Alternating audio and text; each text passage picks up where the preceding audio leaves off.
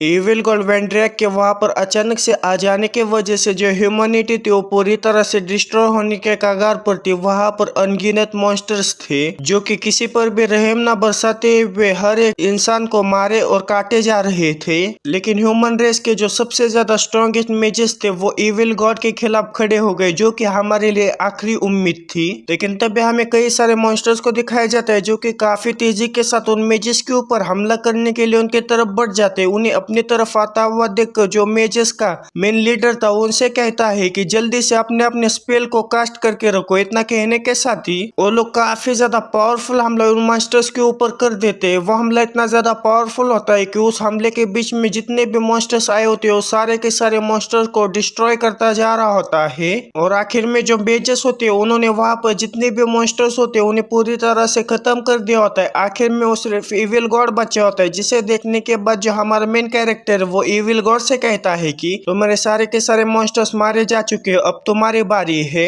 इतना कहने के बाद हमारा जो मेन कैरेक्टर है वो अपनी स्पेल का इस्तेमाल करते हुए उस डेविल गॉड के ऊपर हमला कर देते और हमारे मेन कैरेक्टर की स्पेल को और भी ज्यादा पावरफुल करने के लिए उसके जो साथी होते हैं वो भी अपनी स्पेल का इस्तेमाल करते हुए अपने अपने एलिमेंट के पावर हमारे मेन कैरेक्टर के स्पेल के पावर के अंदर डाल देते हैं, जिसके वजह से वो हमला इतना ज्यादा पावरफुल होता है कि वो हमला जैसे उस डेविल गॉड से टकरा जाते हैं वहां पर काफी बड़ा धमाका होता है और चारों ओर धुआं ही धुआं हो जाता है। उस धुएं को देखने के बाद और इतने ज्यादा पावरफुल हमले को देखने के बाद जो हमारे मेन कैरेक्टर का साथी होता है वो कहता है कि लगता है कि वो डेविल गॉड मारा गया। लेकिन तब हमें उस देह में से डेविल गॉड को दिखाया जाता है, जिससे कि इतने ज्यादा पावरफुल हमले से भी कुछ भी फर्क नहीं पड़ा होता, जिसे देखने के बाद जो हमारे मेन कैरेक्टर के साथी होते हैं वो काफी ज्यादा हैरान हो जाते हैं। लेकिन फिर भी वो हार न मानते हुए फिर से उस डेविल गॉड के ऊपर हमला कर देते, लेकिन इस बार भी उनके हमले से डेविल गॉड को कुछ भी फर्क नहीं पड़ता। ये देखने के बाद हमारे मेन कैरेक्टर काफी ज्यादा हैरान होते हैं। अपने मन में कहता है कि जैसे ही उनका हमला उस डेविल गॉड के करीब जाता है वैसे ही उनका हमला वहां से गायब हो जाता है। फिर जो डेविल गॉड है वो मेजेस से कहता है कि क्या ह्यूमन सिर्फ इतना ही कर सकते हैं? तुम मेरे गार्डन में रेंगते हुए कीड़े जैसे हो। और अपने मैजिक को उस डेविल गॉड के ऊपर काम न करता हुआ देखकर उस मेजेस में से एक लड़की कहती है कि ऐसा नहीं हो सकता, हमारा जो मैजिक है उसके ऊपर काम नहीं कर रहा है।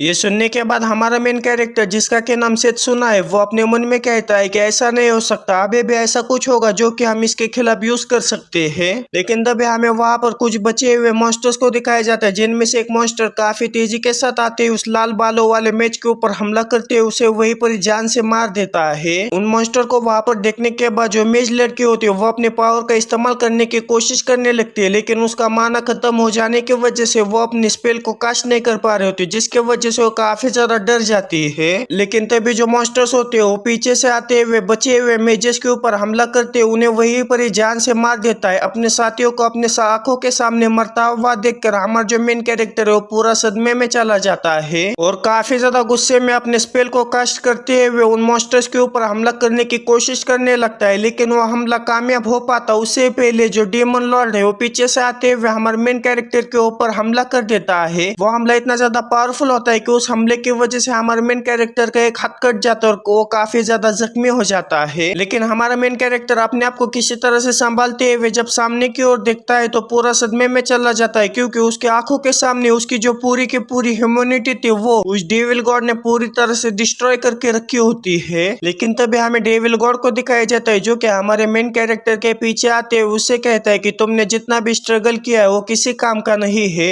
लेकिन डेविल गॉड को वहां पर देखने के बाद हमारे मेन कैरेक्टर काफी ज्यादा गुस्सा हो जाता है और अपने हाथों में मानव को इकट्ठा करते हुए सीधा उसे डेविल गॉड के ऊपर हमला कर देता है। और इस बार हमारे मेन कैरेक्टर का हमला उसके ऊपर काम कर जाता है। उस हमले की वजह से हमारे डेविल गॉड को भी चोट लग जाती है। इस हमले को उस डेविल गॉड के ऊपर काम करता हुआ देखकर हमारा मेन कैरेक्टर भी काफी ज्यादा हैरान हो जाता है और पीछे हटते हुए कहता है कि आखिर ये कैसे हो सकता है, ये हमला उसके ऊपर कैसे काम कर सकता है। लेकिन हमारे मेन कैरेक्टर को ये पता चल जाता है कि जो डेविल गॉड है वो सिर्फ लॉन्ग रेंज के अटैक से ही इम्यून है, वो शॉर्ट रेंज के अटैक से इम्यून नहीं है। लेकिन हमारे मेन कैरेक्टर को ये पता लग जाने में काफी ज्यादा देर लग जाती है, क्योंकि तब तक डेविल गॉड उसके ऊपर हमला करने के लिए उसकी तरफ बढ़ जाता है और साथ ही में हमारे मेन कैरेक्टर का जो मान है वो भी पूरी तरह से खत्म हो चुका होता है। लेकिन जैसे कि हर कहानी में होता है वैसे हमारे मेन कैरेक्टर के पास भी एक लॉकेट होता है जो कि उसके हेडमास्टर ने उसे दिया होता है। फिर हमें पास्ट का सीन दिखाया जाता है जहाँ पर उसका जो हेडमास्टर है वो उस लॉकेट को हमारे मेन कैरेक्टर को दे रहा होता है। उस लॉकेट को लेने के बाद हमारा हमारा मेन कैरेक्टर अपने हेडमास्टर से कहता है कि क्या इसके अंदर टाइम की पावर है, आप अपने अतीत के पछतावे को सिर्फ एक ही बार दोहरा सकते हैं। हेडमास्टर की यह बात सुनने के बाद हमारा मेन कैरेक्टर हेडमास्टर से कहता है कि क्या अफसोस, मैंने पहले कभी भी ऐसा नहीं किया, इसकी वजह से क्या आपको ऐसा नहीं लगता कि इस लॉकेट को मुझे देना एक बर्बादी होगी। जो हेडमास्टर जोर जोर से हंसते हुए कहते कि जैसे कि मैजिक एकेडमी के नंबर 1 ग्रेजुएट से मैंने एक्सपेक्ट किया था, लेकिन मुझे यकीन है कि फ्यूचर में तुम्हें इस लॉकेट की जरूरत पड़ेगी। फिर हमें प्रेजेंट का सीन दिखाया जाता है जहाँ पर हमारे मेन कैरेक्टर के गले में जो लॉकेट होता है जोर जोर से चमक रहा होता है। उस लॉकेट को चमकता हुआ देखकर हमारा जो मेन कैरेक्टर है वो कहता है कि मेरा रिग्रेट, मुझे अफसोस है कि मैंने उस समय उस मैजिक को चुनने का फैसला नहीं किया था, लेकिन अगली बार मैं डेफिनेटली उस डेविल गॉड को हरा दूंगा। हमारे मेन कैरेक्टर के इतना कहने के साथ ही वहाँ पर काफी बड़ा धमाका होता है। फिर हमें मैजिक एकेडमी का सीन दिखाया जाता है जहाँ पर हमारे पास्ट का मेन कैरेक्टर सो रहा होता है। जब वो सोकर उठता है तभी पीछे से उसके सर के ऊपर कोई टपली मारते उसे कहता है कि अब तुम्हारी बारी है। जब हमारा मेन कैरेक्टर पीछे मुड़कर देखता है तो काफी ज्यादा हैरान हो जाता है और कहता है कि लियो, ये तो तुम हो। और साथ ही में अपना मेन कैरेक्टर अपने मन में कहता है कि ऐसा माना जाता है कि उस डेविल गॉड के वहाँ पर आने से पहले ये जो लियो है वो अचानक से कहीं पर गायब हो गया था। फिर हमारा मेन कैरेक्टर इधर उधर देखते हुए कहता है कि तो मैजिक एकेडमी है, क्या इसका यह मतलब है कि मैं सच में पास्ट में वापस आ चुका हूँ। फिर जो लियो है वो हमारे मेन कैरेक्टर से कहता है कि अभी हम ब्लेसिंग सेरेमनी है और अब तुम्हारी बारी है, जाओ जाकर ब्लेसिंग ले लो। लियो की यह बात सुनने के बाद हमारा मेन कैरेक्टर अपनी जगह पर से खड़ा होते हुए अपने मैजिक को चुनने के लिए आगे जाने लगता है। हमारे मेन कैरेक्टर को देखने के बाद उसके जो क्लास के मेंबर्स होते हैं वापस में बातें करने लगते हैं, कहते हैं कि ये सबसे ज्यादा होशियार स्टूडेंट है, मुझे ऐसा लगता है कि जरूर लॉन्ग रेंज वाला मैजिक ही चुनेगा। फिर हमें हमारे मेन कैरेक्टर के टीचर को दिखाया जाता है। जैसे हमारे मेन कैरेक्टर उनके करीब पहुंच जाता है वैसे वो अपने पास एक किताब को खोल लेते हैं जिसके अंदर से काफी ज्यादा एनर्जी बाहर निकल रही होती है। फिर हमारा मेन कैरेक्टर हमसे कहता है कि मैजिक के अंदर कई सारे रास्ते होते हैं, किसी तरह के मैजिक को एक्टिवेट करने के लिए अलग तरह की टेक्निक की जरूरत होती है और आपको सिर्फ मैजिक का एक ही रास्ता चुनना पड़ता है, क्योंकि अगर आपने 2 रास्तों को चुना तो हर एक रास्ते का अलग अलग मैजिक होता है और हर एक रास्ते का अलग अलग मैजिक सीखना काफी ज्यादा मुश्किल बात है। ये ऐसा ही जैसे कि एक समय पर आप 2 भगवानों को पूज नहीं सकते। फिर जो हमारे मेन कैरेक्टर का टीचर है वो हमारे मेन कैरेक्टर से कहता है कि तुम तुम्हारी इच्छा अनुसार अपने मैजिक के रास्ते को चुनो। लेकिन तभी हमारे मेन कैरेक्टर के टीचर जो होते हैं वो सामने एक स्पेल को लाते हुए हमारे मेन कैरेक्टर से कहते हैं कि मुझे लगता है कि तुम इसी रास्ते को चुनोगे। लेकिन उस रास्ते को देखने के बाद हमारे मेन कैरेक्टर कहता है कि लॉन्ग रेंज मैजिक नॉर्मली ये सबसे ज्यादा अच्छी चॉइस है। जो एलिमेंट्स होते हैं उन्हें माना से बनाए जाते हैं और उन्हीं एलिमेंट्स का इस्तेमाल करते हुए दूरी से आप अपने एनिमी के ऊपर हमला कर सकते हैं। दूर से हमला करने के फायदे होता है कि कोई भी तुम्हें चोट नहीं पहुंचा सकता, जिसके वजह से तुम काफी आसानी से अपने एनिमी के ऊपर हमला करते हुए उसे हरा सकते हो। और जब मैंने पिछली जिंदगी में इस लॉन्ग रेंज मैजिक को चुना था तब मैं इस दुनिया का सबसे ज्यादा स्ट्रॉन्गेस्ट लॉन्ग रेंज मैजिशियन बना। लेकिन दुनिया का सबसे ज्यादा पावरफुल मैजिशियन होने के बावजूद भी मेरा जो मैजिक है वो इविल गॉड के खिलाफ किसी भी तरह से काम नहीं आया। इतना सोचने के बाद हमारा जो मेन कैरेक्टर है वो अपनी जगह से घूमते हुए जो शॉर्ट रेंज मैजिक है उसकी तरफ बढ़ने लगता है। हमारे मेन कैरेक्टर को शॉर्ट रेंज मैजिक की तरफ बढ़ता हुआ देखकर जो टीचर और वहाँ पर जितने भी स्टूडेंट्स होते हैं वो काफी ज्यादा हैरान हो जाते हैं। लियो भी कहता है कि कल शाम तो इसने मुझसे कहा था कि वो लॉन्ग रेंज मैजिक को ही चुनेगा। हमारे मेन कैरेक्टर को शॉर्ट रेंज मैजिक को चूज करता हुआ देखकर जो हमारे मेन कैरेक्टर के टीचर है उसे काफी ज्यादा समझाने और उसे रोकने की कोशिश करने लगते हैं। लेकिन हमारा मेन कैरेक्टर अपने मन में कहता है कि मैं जानता हूँ कि शॉर्ट रेंज मैजिक के रास्ते पर चलना एक मैजिशियन के लिए काफी ज्यादा निराशाजनक बात है, लेकिन इविल गॉड विंड्रेक के खिलाफ और उसे हराने के लिए मेरे पास इसके अलावा कोई भी चॉइस नहीं है। इतना कहने के बाद हमारा मेन कैरेक्टर उस शॉर्ट रेंज मैजिक के रास्ते के पास पहुंच जाता है। हमारे मेन कैरेक्टर को उस मैजिक को चुनता हुआ देखकर वहाँ पर जितने भी स्टूडेंट्स, टीचर और यहाँ तक कि जो हेडमास्टर है उसे भी एहसास हो जाता है कि हमारे मेन कैरेक्टर ने जो शॉर्ट रेंज मैजिक है उसके रास्ते को चुना है। फिर हमें हमारे मेन कैरेक्टर को दिखाया जाता है जो कि उस शॉर्ट रेंज मैजिक के रास्ते को चुन लेता और कहता है कि इसे चुनने का सिर्फ एक ही रीजन है, बस मैं इविल गॉड को हराना चाहता हूँ। हमारे मेन कैरेक्टर के इतना कहने के साथ ही जो शॉर्ट रेंज मैजिक के रास्ते का जो स्टिग्मा होता है वो हमारे मेन कैरेक्टर के हाथों के ऊपर छप जाता है। हमारे मेन कैरेक्टर को इतना रोकने के बावजूद भी शॉर्ट रेंज मैजिक को चुनता हुआ देखकर जो टीचर होता है वो काफी ज्यादा गुस्सा हो जाता है, क्योंकि वो लॉन्ग रेंज मैजिक डिपार्टमेंट का हेड होता है। इसीलिए वो काफी ज्यादा गुस्से में और चिल्लाते हुए हमारे मेन कैरेक्टर से कहता है कि अगर तुमने लॉन्ग रेंज मैजिक को चुना होता तो मेरे पास जितनी भी नॉलेज है मैं तुम्हें दे देता, तो तुम इस दुनिया के सबसे ज्यादा स्ट्रॉन्गेस्ट मेज बन जाते। और दुनिया का सबसे ज्यादा स्ट्रॉन्गेस्ट मेज बनने के बाद जो ग्लोरी तुम्हें मिलती है वो काफी ज्यादा होती है, और साथ ही में तुम्हारी मेंटर होने की वजह से मुझे भी काफी ज्यादा ग्लोरी मिलती। ये सुनने के बाद हमारा मेन कैरेक्टर अपने मन में कहता है कि क्या ग्लोरी 10 सालों के बाद ये सब चीजें कुछ भी मायने नहीं रखेंगी।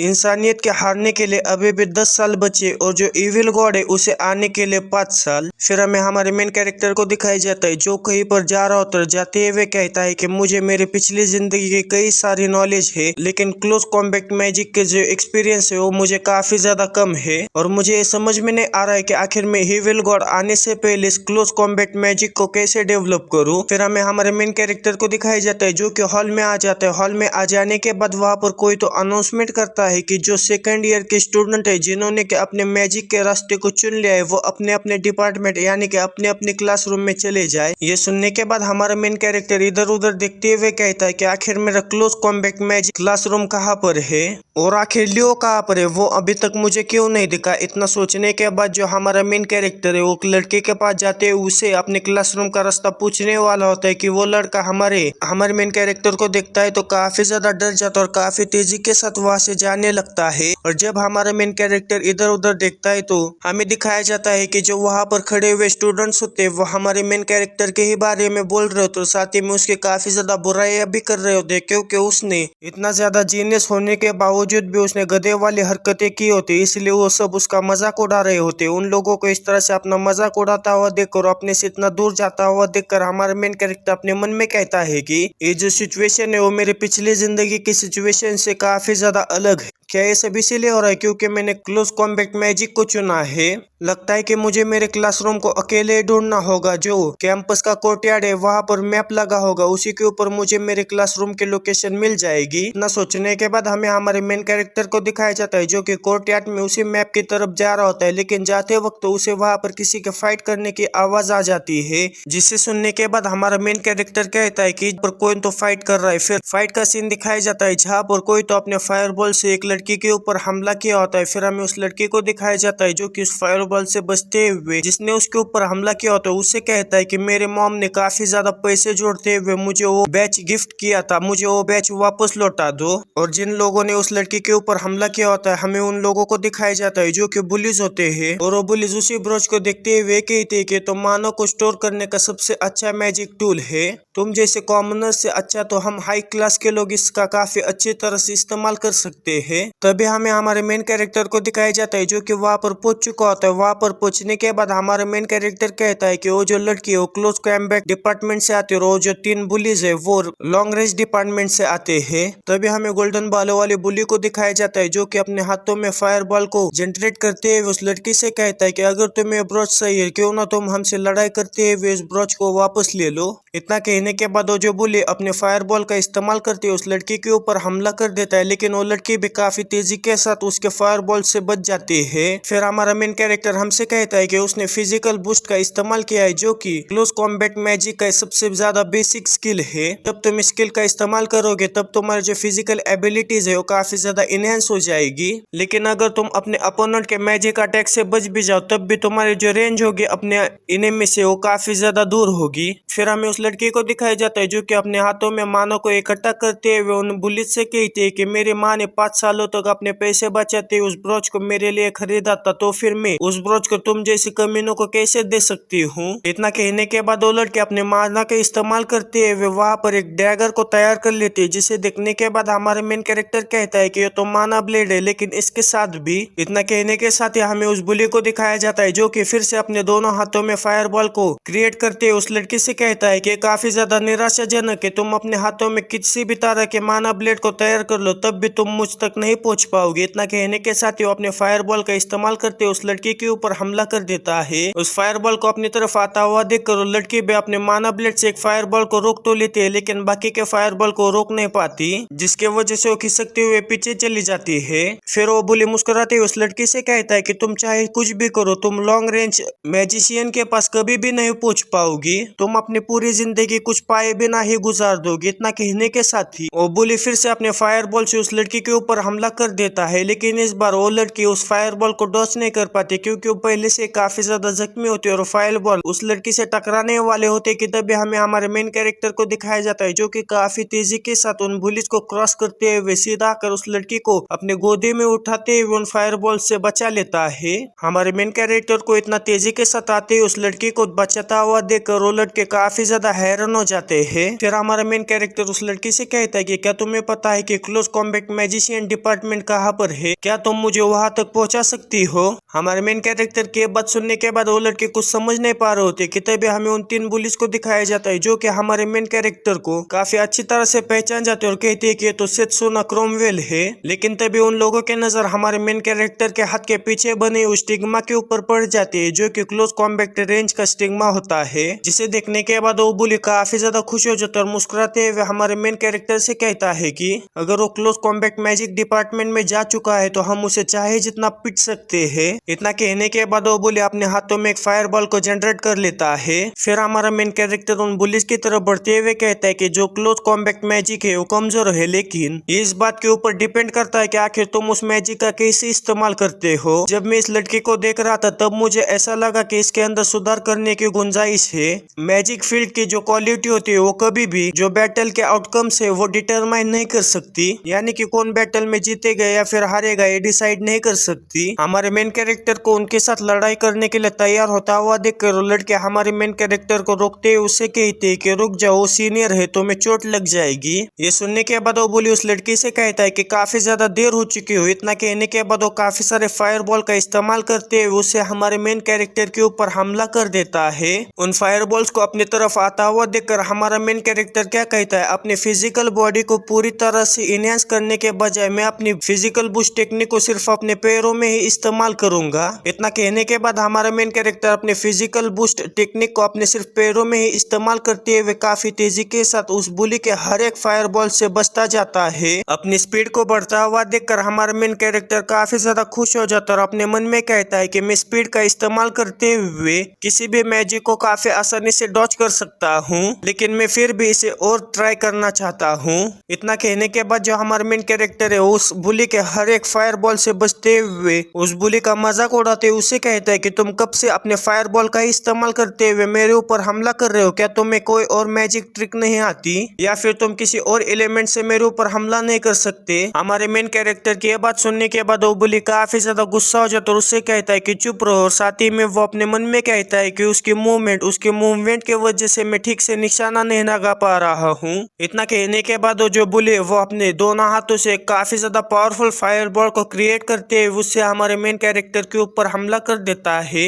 उस फायरबॉल को अपनी तरफ आता हुआ देखकर हमारा मेन कैरेक्टर अपने माना का इस्तेमाल करते हुए माना ब्लेड को क्रिएट कर देता और काफी तेजी के साथ जाते हुए उस फायरबॉल को बीच में से चीर देता है। हमारे मेन कैरेक्टर को माना बॉल को इस तरह से चीरता हुआ देखकर वो बुली और जो लड़की है काफी ज्यादा हैरान हो जाती है और लड़की हमारे मेन कैरेक्टर से कहती है कि क्या इसे इस तरह से भी किया जा सकता है। ये सुनने के बाद हमारा मेन कैरेक्टर उस लड़की से कहता है कि क्योंकि यहाँ पर मैजिक की बैटल मैजिक के साथ हो रही है और इस तरह के बैटल में जिसने भी मैजिक के ऊपर काफी ज्यादा महारत हासिल की होती है वही जीतता है। फिर हमारा मेन कैरेक्टर हमसे कहता है कि मेरे पास किसी भी तरह के हाई मैजिकल पावर नहीं थी, लेकिन मैं इस दुनिया में सबसे ज्यादा पावरफुल कैसे बना, क्योंकि मैंने मेरे मैजिक पावर को काफी अच्छी तरह से कंट्रोल किया और जितना मैंने इसके बारे में सोचा था तो बिल्कुल उसी की तरह है। और अगर मैं इस माना पावर को अपने स्पीड के साथ जोड़ू तो फिर हमें बुली को दिखाया जाता है जो कि अपने साथियों को पीछे हटाते हुए उससे कहता है कि अगर ऐसी बात है तो मुझे और भी ज्यादा पावरफुल मैजिक का हमला इसके ऊपर करनी है। तो ये सुनने के बाद उसका साथी उससे कहता है कि अगर हम कुछ ज्यादा ही आगे चले गए तो जो